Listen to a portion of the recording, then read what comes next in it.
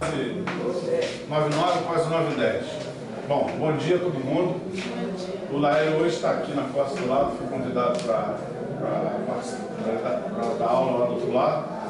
E nosso tema hoje é um tema muito quente, um tema difícil, gostoso.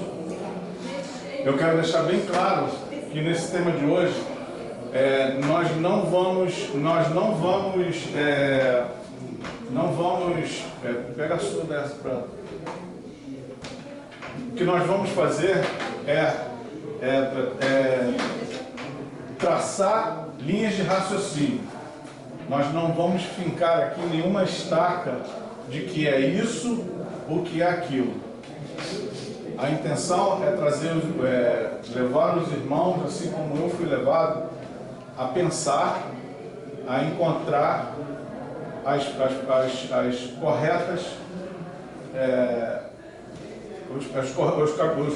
corretos segmentos da coisa. Então, cada um, dentro do seu raciocínio, dentro da sua vida cristã, levar a uma solução. Reflexão. É uma reflexão. Então, vamos lá. Primeira pergunta. A aula por si só, a lição por si só já faz uma pergunta. Encarnação ou reencarnação? Eu vou botar isso aí, os irmãos já podem ter visto aqui no quadro, que eu vou falar nisso ao longo do nosso discurso. Mas eu gostaria de começar fazendo uma pergunta que eu achei super essencial. Então vamos lá. A essência do homem é espiritual?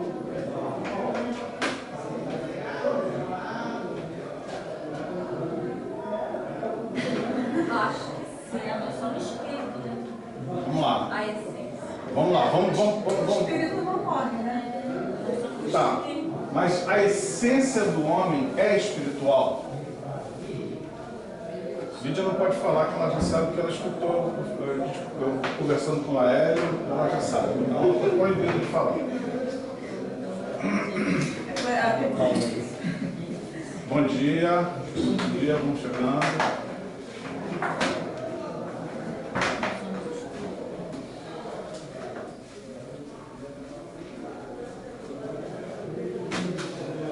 O Ed e a Alice, nós começamos exatamente agora. E eu lancei uma pergunta, comecei falando que a aula por si só já é uma pergunta, a lição já é uma pergunta, mas eu lancei uma outra pergunta. Bom dia. Bom dia. Desculpa, eu estava esperando um cordeiro. Lancei uma outra pergunta em cima dessa pergunta. Quer dizer, eu botei essa aqui em suspensa, eu dei um hold nela e estou fazendo essa pergunta. A essência do homem é espiritual?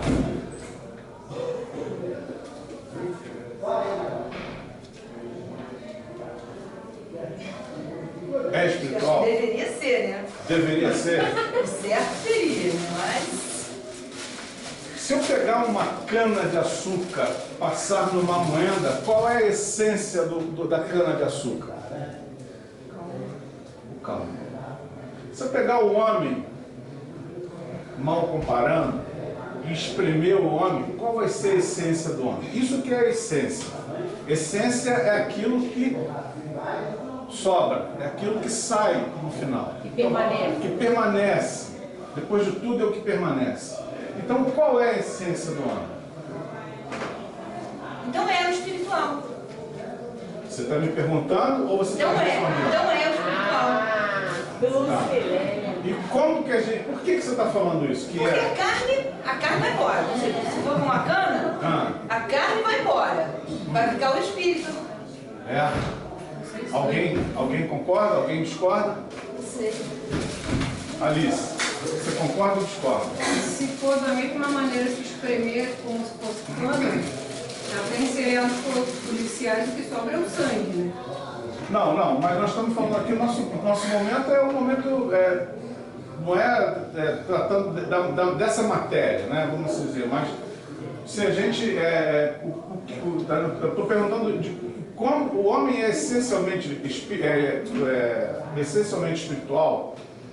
Enquanto está em carne, Porque deveria, mas não é. essa pergunta, essa resposta, ela é crucial para a gente seguir encarnação e reencarnação. Então, vamos lá.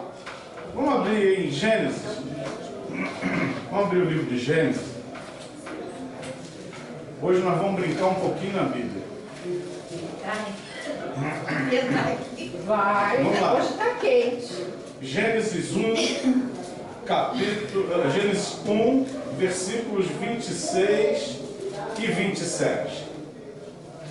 Pertinho, né? Logo no início.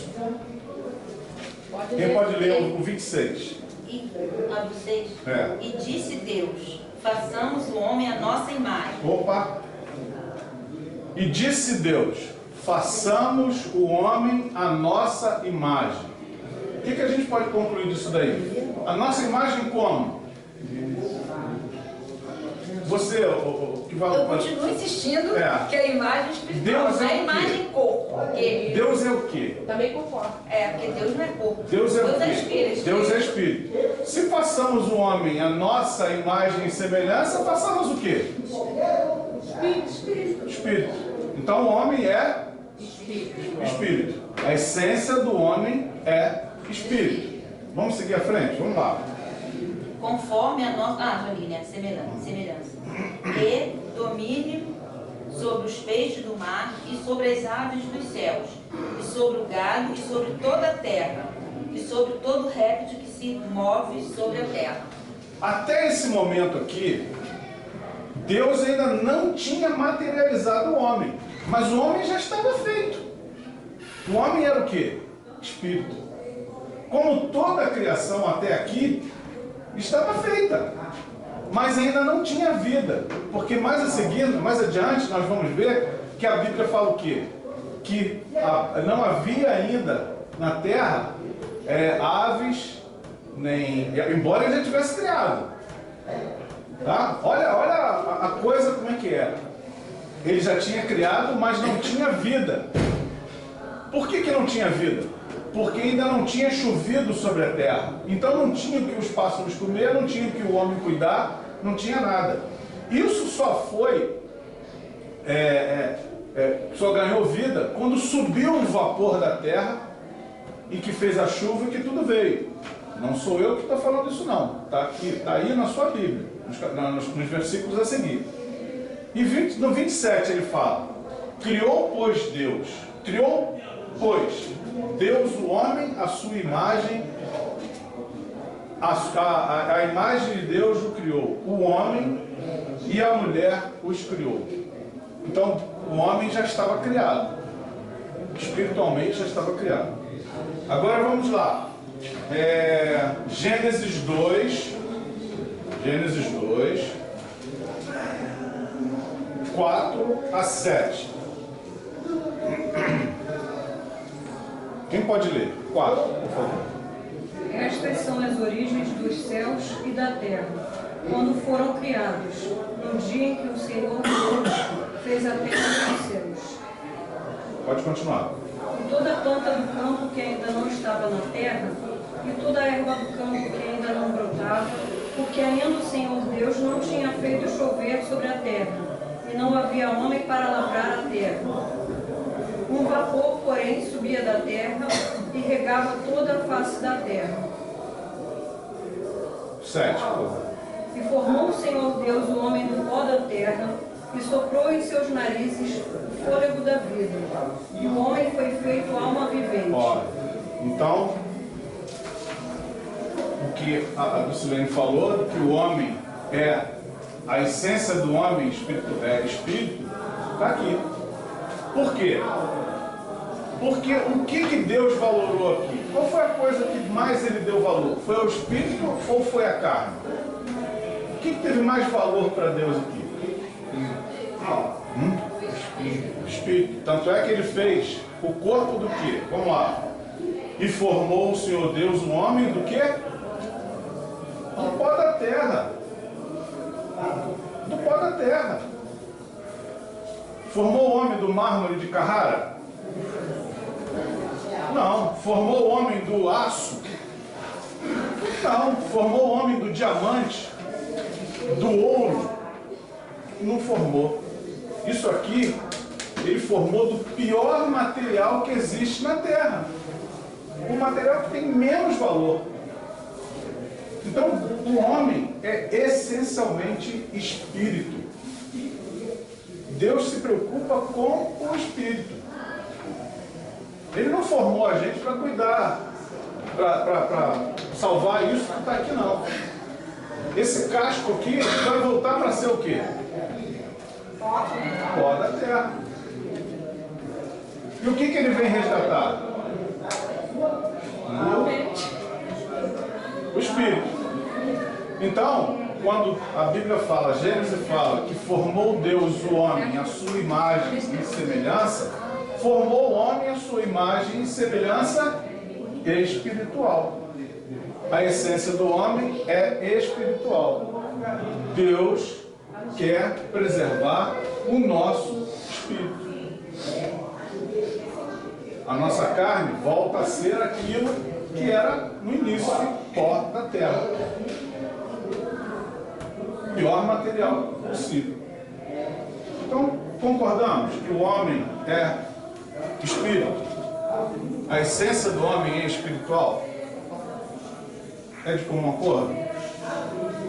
A Marisa chegou um pouquinho depois. Estou dentro. Né? Então, concordamos? Podemos seguir? Vamos nós para a encarnação?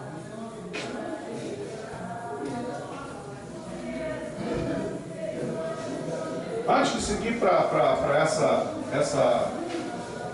a segunda parte, eu gostaria que os irmãos abrissem 1 Coríntios 5:5.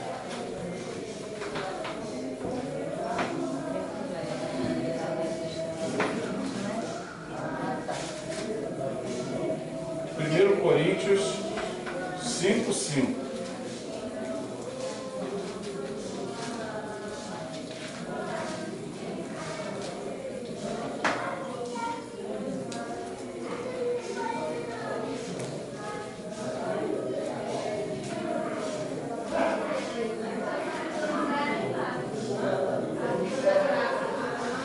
Essa passagem é uma passagem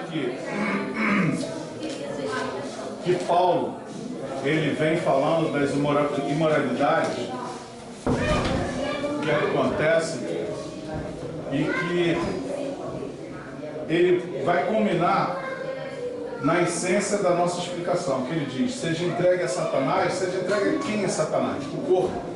O corpo pode ser entregue a Satanás. Por quê? Porque ele diz lá, seja entregue a Satanás para a destruição da carne. Quer dizer, a carne pode ser destruída, para que o espírito seja salvo no dia do Senhor Jesus. Quer dizer, a preocupação continua sendo o espírito. Jesus está falando aqui, Paulo está falando aqui assim, olha, não se preocupem com a carne, não. Ainda que a carne seja imoral, não se preocupa, ela pode ser entregue até para Satanás, porque o que Jesus vem resgatar é o espírito. Tá? Então não se agarrem a esse casco que vocês têm aí, não, porque ele vai acabar mesmo, só tem o menor valor. É para isso que Deus mandou o seu filho, enviou o seu filho. Ainda que a carne seja imoral? Ainda que a carne seja imoral. Tá? Ainda que a carne tenda à imoralidade, né? Mas a essência é o espírito. Deus salva o espírito. No dia do juízo final, o que vai ser salvo é o espírito e não a carne. A carne acaba, a carne fica. É um outro corpo, um novo corpo. Encarnação, vamos lá. Vamos ver aqui uma definição no dicionário. Encarnação. Parte de sua condição pré-existente. A encarnação, ela parte da sua condição pré-existente. Ou seja, do espírito à carne. Então, ela sai de uma condição pré-existente do espírito à carne. Então, é uma encarnação, se fazendo carne. E foi isso que aconteceu com Jesus. Jesus, todos nós sabemos que Jesus é Espírito. Jesus estava lá na Trindade, naquela leitura que nós fizemos, de façamos o homem à nossa imagem e semelhança, Jesus estava ali. E pelos fatos e acontecimentos que o homem foi passando ao longo dos tempos, ao longo dos anos, Deus viu que era necessário que ele viesse ao mundo e se fizesse presente como homem, para que ele pudesse nos ajudar. A verdade é essa, ele veio para nos ajudar. Eu vou pessoalmente, eu vou deixar de estar longe, embora estivesse perto, mas vou estar materialmente, porque o homem tem esta necessidade de materializar as coisas. Nós vacilamos no espírito, porque o espírito é abstrato. Nós não vemos o espírito, nós não tocamos o espírito. Então essa é a dificuldade do homem, de raciocinar espiritualmente. E isso confunde um pouco a gente com a teoria de fé, que é algo invisível. Vamos lá, João 1,14.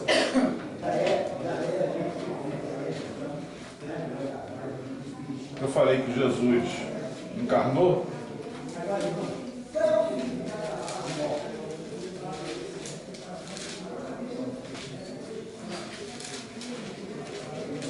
Uma passagem conhecida, todos nós conhecemos essa passagem.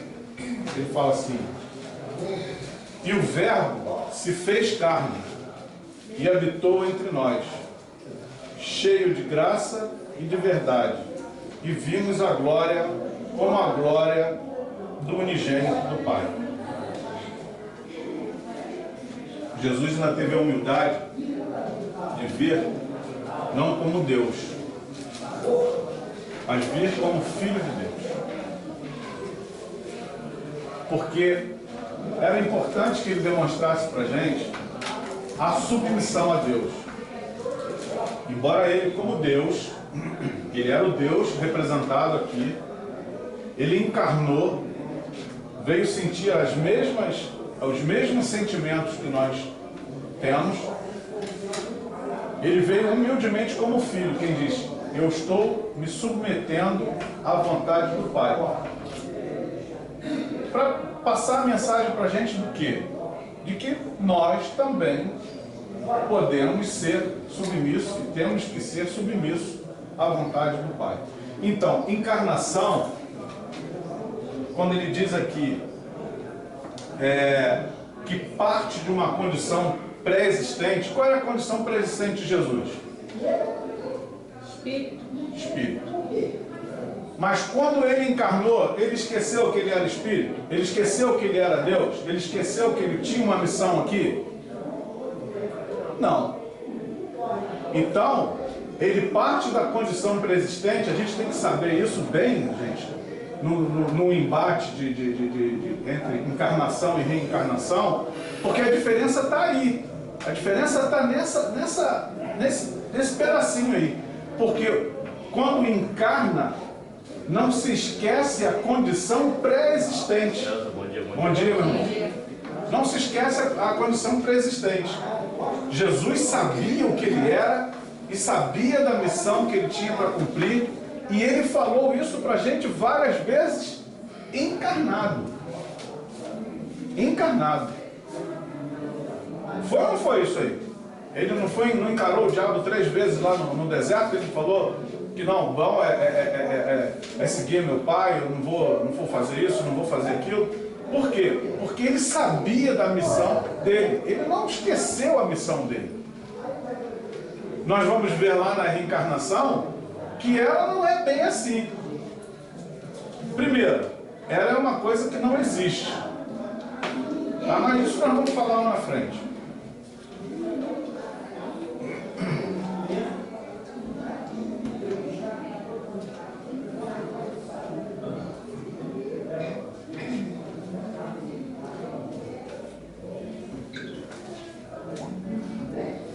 E Jesus veio para resgatar aquilo que era mais importante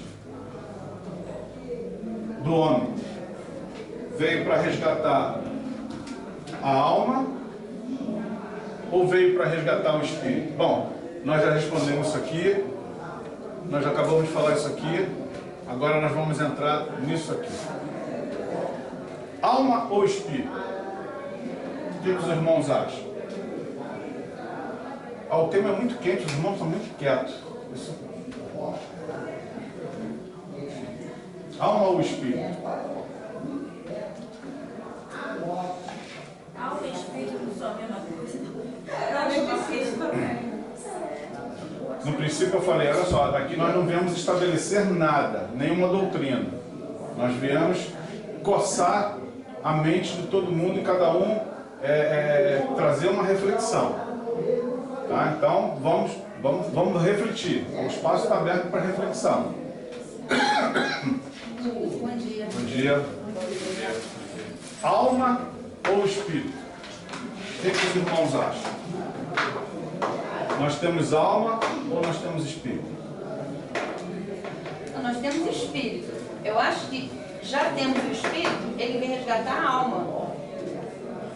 Marisa fica olhando assim. Deixa eu quieta. Já seguirão os que creem. Deixa eu quieta. Deixa eu quieta. Lídia. Deixa a Lídia quieta. Deixa a Lídia quieta. Deixa a Lídia Então eu vou ficar quieto também, não vou falar nada não. A gente se colocar. Então, vou mandar uma pimenta pra você.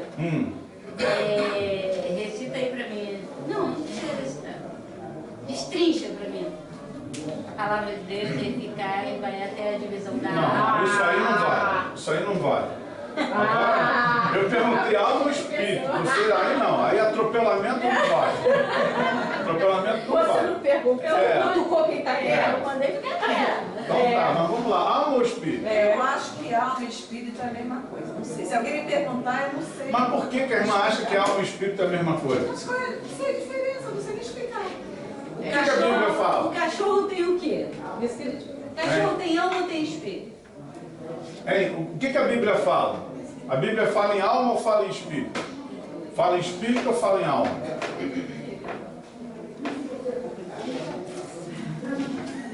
É difícil. A Bíblia fala nos dois, meus irmãos. A Bíblia fala nos dois, trata sem distinção. Ele fala em alma, ele fala em espírito. E você vai ver que ele está se referindo à mesma coisa. A Bíblia não distingue. Não distingue. Agora, isso nos traz a duas correntes. Existem duas correntes nisso aí. Uma é chamada de dicotomia. É aquela corrente que diz que o homem tem alma e tem espírito. E tem corpo e tem alma. Corpo e tem alma.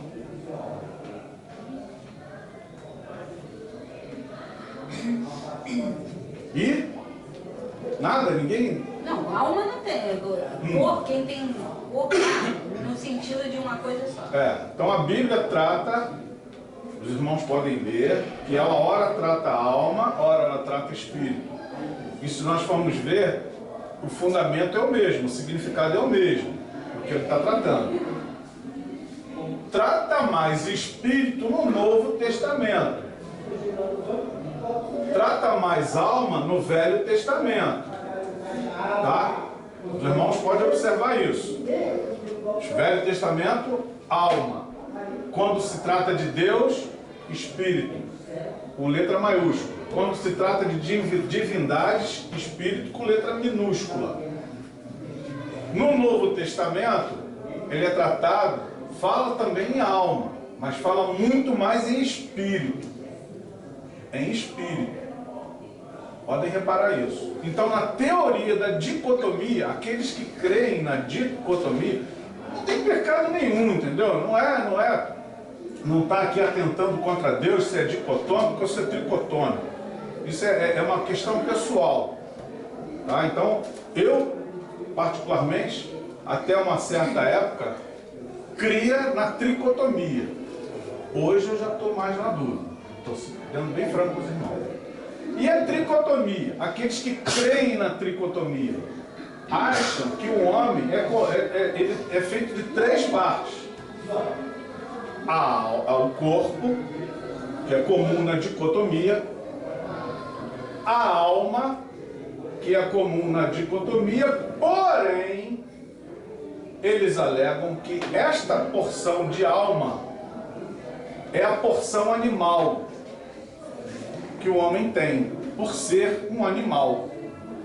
Se nós formos olhar para este lado, nós vamos ver que aí está uma mistureba da ciência, que crê no homem como um ser também animal, classificado como um animal. Tá? Então, o tricotômico diz que a essência de alma que nós temos é a porção animal. E o espírito é aquilo que nos discerne, que nos diferencia, desculpe, dos animais. Que ali está o nosso intelecto, tá? Está o nosso livre-arbítrio, que está a nossa, o nosso ser, né? A nossa maneira de ser. É o que nos diferencia dos animais. Para o dicotômico... Na tricotomia, eu acho que individualiza mais o ser como cidadão, como indivíduo. Valoriza mais o ser. Isso. Uhum. Tá? Então, na dicotomia, na teoria da dicotomia, o ser humano, ele morre, o corpo vai para o pó e a alma vai para o julgamento. O tricotômico, não. O tricotômico, ele morre, a alma se perde, acaba, e o espírito vai para o julgamento. A alma, então deve ser por isso que a alma fica pionada, né? Tá, então a teoria é a mesma dos animais, que os animais quando morrem perdem a alma. A alma evapora, ela acaba. E o espírito não. Aí a gente vai pensar no seguinte: se nós cremos que o homem, a essência dele, provamos que a essência dele é espiritual, eu acho que nós estamos mais para a tricotomia do que para a dicotomia. Mas se a Bíblia não faz discernimento entre espírito e alma, também estamos para a dicotomia. Então, a escolha de ser di ou tri fica a cada um. Aquele que eu vou dizer para vocês, eu até bem pouco tempo era convicto que eu era tricotômico. Convicto. Hoje eu já estou meio na balança. Se sou... Por que você acha que está na balança? Porque a Bíblia não faz discernimento entre alma e espírito. Ah, você chegou a essa conclusão. A Bíblia não faz discernimento entre alma e espírito. Até que eu esbarrei num versículo bíblico. Hebreus 4:12. Hebreus 4:12. Por isso que eu digo que aqui a gente não está formando opinião. Cada um estude e chegue à sua Hebreus 4:11. Não? 12 não? 4:12, desculpa. 4:12. Aí Hebreus diz assim. Aí ele desmonta a tese da dicotomia. Hebreus fala assim: porque a palavra de Deus é viva, é eficaz e mais cortante que qualquer espada de dois gumes, e penetra até a divisão da alma e espírito. Olha aí a tricotomia, né? E de juntas e medulas, e é apta para discernir os pensamentos e intenções do coração. E aí, marido, o que você me diz da dicotomia? Eu não tenho problema nenhum com isso. Não, eu também não tenho. É aquilo que eu falei, é questão de cada um. Não é, você não vai estar ofendendo Deus ser dicotômico ou ser tricotômico. Pra mim, Não tem blasfêmia. É questão de interpretação pessoal. eu tenho alma e tenho espírito. Agora, quem quiser ter só espírito, só alma, é de cada um. É igual o questionamento onde vai ser o céu, se vai ser lá em cima, embaixo. Eu quero estar com o meu Senhor. O céu é onde Jesus está. É ali que é o céu. Então a gente não tem problema ser dicotômico ou tricotômico não, tá? Isso aí não vai te fazer perder essa luta. Isso aí não vai fazer você jogar a sua vida de cristão pro ralo. É importante a gente ter, aqui, o importante é a gente ter noção de que na encarnação a essência permanece. A essência permanece. O status quo dele permanece. Você não veio pagar nada. Você não veio pagar nada. Entendeu? Você não vem esquecido. Você não vem esquecido. A teoria da reencarnação, que nós vamos entrar aqui agora, ela alega isso. Que você viveu outras... Você não. Outros. Viveram outras vidas. Veio até como um animal. Outros dizem que vem até como, em algumas mitologias, dizem que veio como vegetal para cumprir certas coisas. Então vamos entrar na reencarnação. Vamos lá. A definição, essa definição que eu vou ler para vocês é a definição do dicionário informal, tá? O dicionário não é a definição bíblica. E que por si só ela se autodestrói. A própria definição dela já deixa ela sem crédito. Então vamos lá, diz assim: é a crença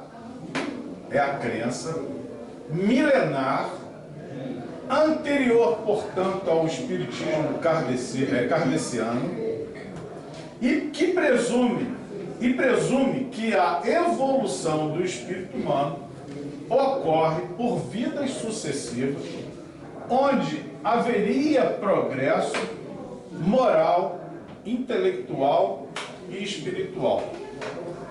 Então eu quero que os irmãos fiquem atentos do seguinte: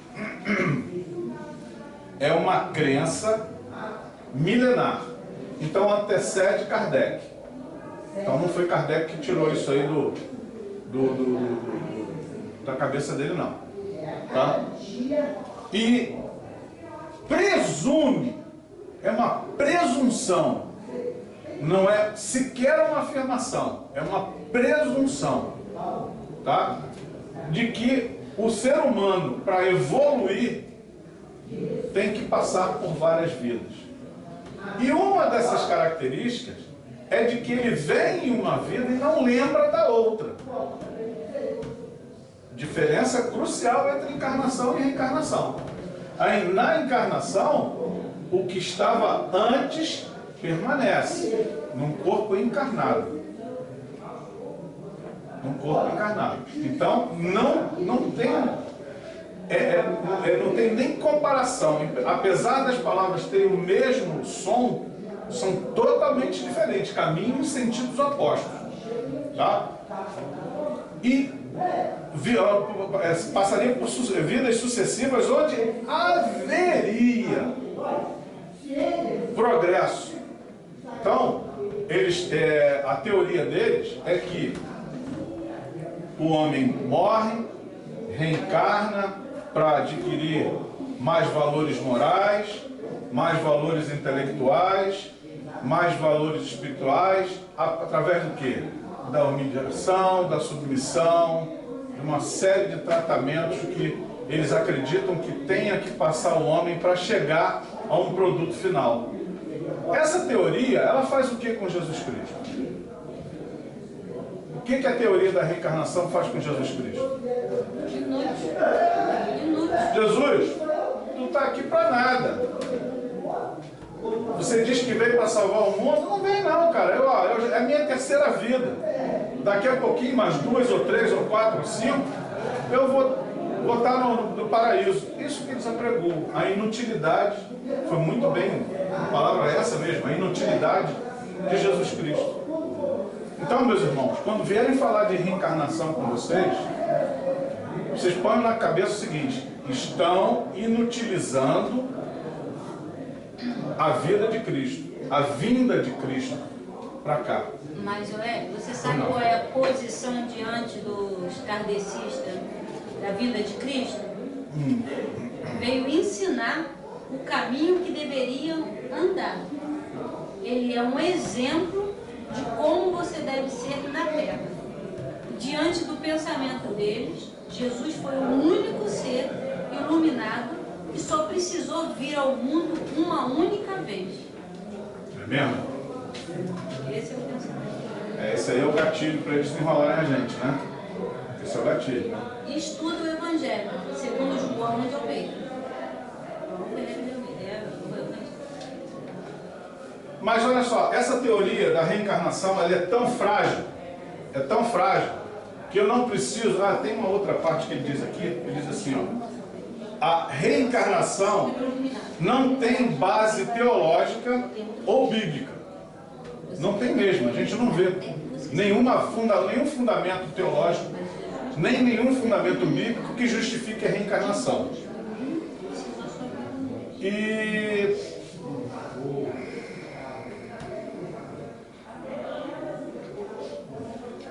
E ela é tão frágil que eu não preciso sequer de nenhum fundamento teológico ou bíblico para desmontar a teoria da reencarnação. Sabe como? Vamos lá. Vamos para a matemática. Vou fazer um gráfico. Tá? Gráfico. População, vou falar em termos de Brasil, tá? População do Brasil estimada hoje igual 204 milhões de pessoas. Pode pegar dado estatístico do IBGE, não é da minha cabeça não.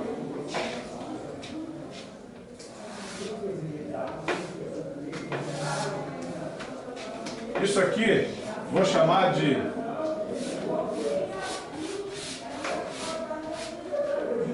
isso aqui é um ano, tá? Período de 365 dias. Eu vou chamar esse bloco aqui de taxa de nascimento. A taxa de nascimento, segundo o IBGE brasileira, ela é de... Esse pedaço aqui corresponde a 17% de 204 milhões. Isso vai perfazer só isso aqui, só 34 milhões 680 mil novos brasileiros a cada ano. Essa é a nossa taxa anual. O mesmo IBGE me fala que no mesmo ano, tá? No mesmo ano, existe uma outra taxa chamada taxa de mortalidade. É o número de pessoas que morrem no nosso país no mesmo período, tá? Nesse mesmo período aqui, ó. Essa taxa é nada mais, nada menos de 7%. 7% dos mesmos 2 milhões e 204 milhões de brasileiros. E ela representa, em números, 14 milhões 280 mil brasileiros. Então nós temos aqui 34 milhões chegando. Nós temos 14 milhões saindo. Existe uma outra taxa que eles chamam de taxa vegetativa, que é a diferença entre essa e essa, que eu vou botar ela aqui, que no mesmo ano, tá? Ela dá esse ele dá outra estatística de 20 milhões e 400 mil é o crescimento vegetativo, tá? Então, nascem 34 milhões, morrem 14 milhões, o crescimento vegetativo é de 20 milhões e 400.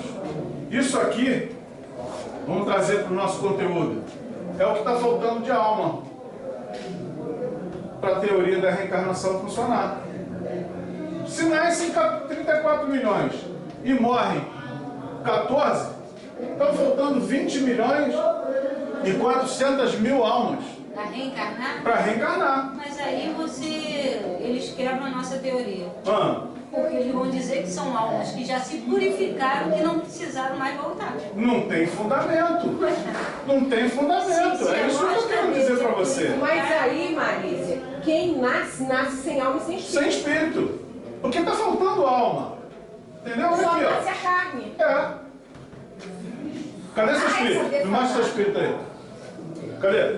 Cadê o seu? Você tem espírito? Então, quem purifica é tudo legal. Tem? Já tá lá no Tem céu, espírito? tá numa Você boa. tem espírito? Tem, dá pra ver que tem. Mas Tem esse espírito? Tem pessoal que espírito? nasceu sem espírito. Não, a teoria deles é essa. Então, na matemática, a gente não precisa usar. Ah, porque a Bíblia. Não! Vai para a matemática. Bíblia não fala. Diminuir a quantidade. Como se- Entendeu? ou pelo menos, Isso aqui é a nível. Isso aqui é a nível Brasil. Tá? A nível Brasil. Deu essa taxa aqui. Isso aqui, gente, eu peguei na internet sexta-feira. IBGE. Não peguei isso lá. É fresco. É fresquinho isso aqui. São dados de 2014. Dados de 2014. Então, matematicamente, destrói a teoria deles. se tem reencarnação, tem 20 milhões aí, 20 mil 20 milhões e 400 mil almas. Sem alma, Corpo aí sem alma. gente, é só corpo. Sem espírito. Embora a gente vê uns que parecem É. espírito de corpo. Entendeu? O que eles podem alegar é o seguinte, que, tá bom, não está encarnando aqui em pessoas, mas em compensação está encarnando em bicho, está encarnando em planta. Então, aí a Não, coisa fica no filho, si. não. Ah, bom, mesmo assim não tem, não Nasceu, tem. Nasceu, não tem. tem que ter alma e espírito. Da onde O vem carro entrou na linha de tirar. montagem, saiu sem motor, sem suspensão, sem Não nada. pode. É igual, isso aí, é igual um carro só na carcaça, sem motor. Então, esse é o desmonte matemático para a teoria da reencarnação. Reencarnação, meus irmãos, não existe. Isso eu vou afirmar categoricamente. É um posicionamento que eu estou fazendo. Reencarnação não existe. Não existe para o cristão, não existe para o ateu, não existe para ninguém. Ela é o fruto da imaginação perversa do mal. Desculpa eu colocar assim, mas é. É aquele que quer acabar com a autoridade de Jesus Cristo. A reencarnação, a teoria da reencarnação foi montada, tentada fazer uma fundamentação em cima disso. E que nós não temos que provar que ela existe. Eles é que têm que provar que ela existe, mas com fundamentos e não com si. E a coisa Si. é tão perversa que como dizia pastor Mauro, o maior perigo é a imitação. É o genérico, é a imitação. Quando fizeram aquele tamanco do Dr. Scholl, era um tamanco caríssimo. E estudaram, né? O Dr. Scholl estudou anatomia, os pés e tal. Tem um monte de gente fazendo tamanco similar ao Dr. Scholl. E é isso que eles fazem, eles jogam Jesus ali como ser iluminado, como a Marísia já mencionou, porque aí não descarta, mas desautoriza a missão de Jesus. Então é uma coisa que a gente tem que ter realmente misericórdia, não é para sair no embate, mas para a gente orar para que Deus, porque eles estão buscando, a intenção é boa, a intenção é boa, né? Mas a gente precisa realmente orar para que Deus mostre, tire realmente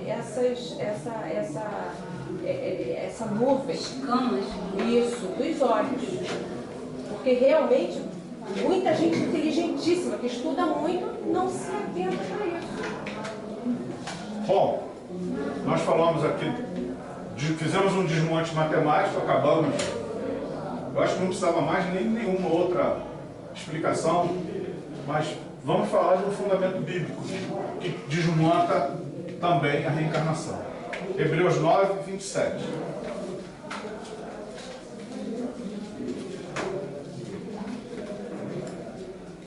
Hebreus 9, 27.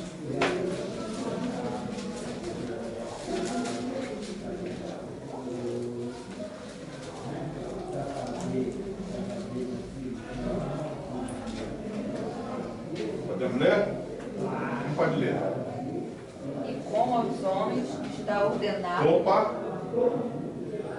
Aos homens está o quê? Ordenado. Então continua. Morrerem uma vez, vindo depois disso o juízo. Acabou. Você morre uma vez Só só. vai morrer uma vez só. Nasce uma vez só. e Eu morre. quero deixar bem claro o seguinte: ao cristão está reservado só isso que está aqui, uma morte só. Ao cristão está ordenado morrer uma vez só. Ué, em nome de Jesus você vai morrer uma vez só. Eu vou morrer uma vez só. Aquele que é crente, cristão, que aceitou Jesus Cristo como seu único Salvador, vai morrer uma vez só. Não é o Ricardo que está falando, não. É a Bíblia, está aqui, palavra de Jesus Cristo, no texto de Hebreus. Porque vai haver uma segunda morte. Vai haver uma segunda morte. E qual será essa segunda morte? Esta segunda morte não está reservada para os cristãos.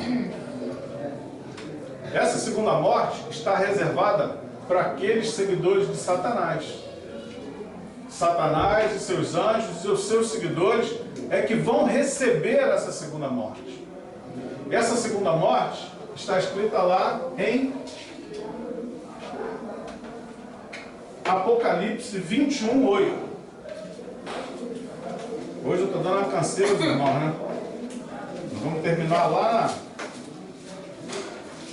no final da Bíblia mesmo. 21:8. Se eu não anotei errado. É verdade. E ela vem com recheio. Vai trazer exatamente aquilo aí indica exatamente aqueles que vão morrer a segunda vez. Mas quanto aos medrosos e aos incrédulos e os abomináveis e aos homicidas e aos adúlteros, aos feiticeiros, aos idólatras e todos os mentirosos, a sua parte será o ardente de fogo, será no lago ardente de fogo e enxofre, que será a segunda morte. Então, essa morte não nos pertence, graças a Deus. O que não está... Oi? Esclarece aqui, Posso tentar? mas quanto aos tímidos. Na tua tá o quê? A minha não está tímido, não. A minha está abomináveis, homicidas, adúlteros, feiticeiros, idólatras e todos os mentirosos. Isso aí é questão de interpretação, né? De tradução. Eu pensei que tivesse. É, tradução. Aqui, Medrosos. Patrícia, na minha tem uma explicação, Então, me permite? lê, por favor. Que diz assim: os tímidos são os que temem a desaprovação e as ameaças do povo. Quer dizer, são esses que se dizem que são crentes, mas temem a desaprovação, então em algumas circunstâncias eles se camuflam, né? Eles vivem o ambiente que estão. São os medrosos. São o que é chamado de medrosos. De aqui. medrosos, de tímidos. Uhum. A ponto de darem menos valor à lealdade a Cristo e à verdade da sua palavra. Sua segurança e status pessoais em relação aos outros valem mais para eles do que a fidelidade a Cristo. Essa questão dessa timidez não é a gente se envergonhar, de ser bobinho, assim.